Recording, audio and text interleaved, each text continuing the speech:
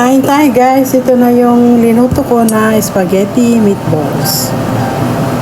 Ayan guys, ito naman ang ating dinner for today. Gagawa ko ng spaghetti meatballs. Tapos, ito yung sauce na gagamitin ko, yung marinara. So, gagamit ako ng dalawa. Yan. Yan, luto na yung yung bawang at sibuyas. Ilalagay ko na itong marinara sauce.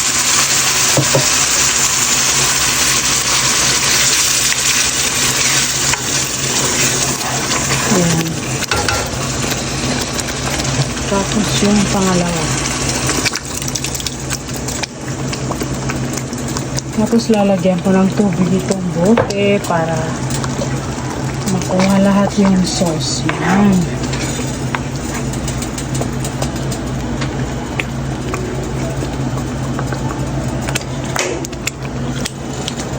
Ayan, ito na linagyan ko ng tubig para makuha ko lahat yung sauce. Yan.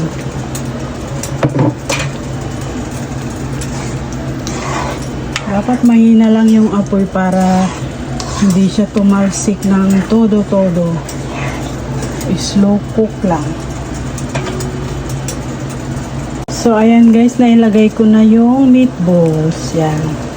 Hayaan ko lang siya na maluto, na medyo lumapot yung sabaw dahil frozen yung meatballs guys, kaya medyo magtutubig yan, kaya hintayin ko lang siya na lumapot. Then tsaka ko ilalagay yung pasta.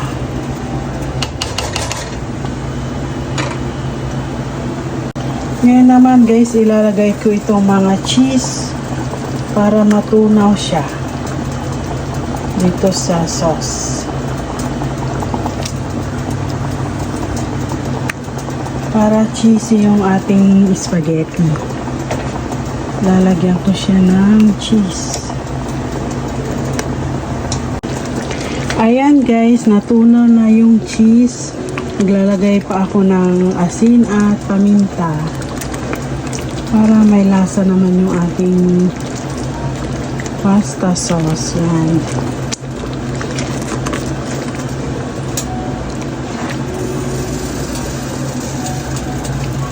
Ayan ang ating cheesy pasta sauce. Ayan guys, luto na ang linuluto ko na pasta meatballs.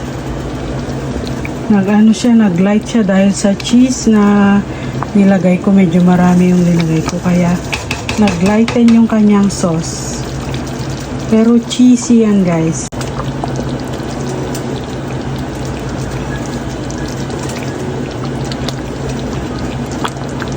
Ito na guys, luto na ang ating spaghetti meatballs. Yan. Kain tayo guys, ito na yung linuto ko na spaghetti meatballs.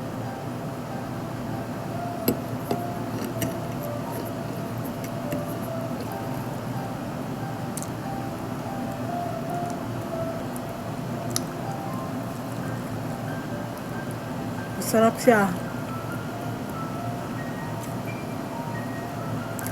Ma-cheese kasi yung sauce, kaya malasa.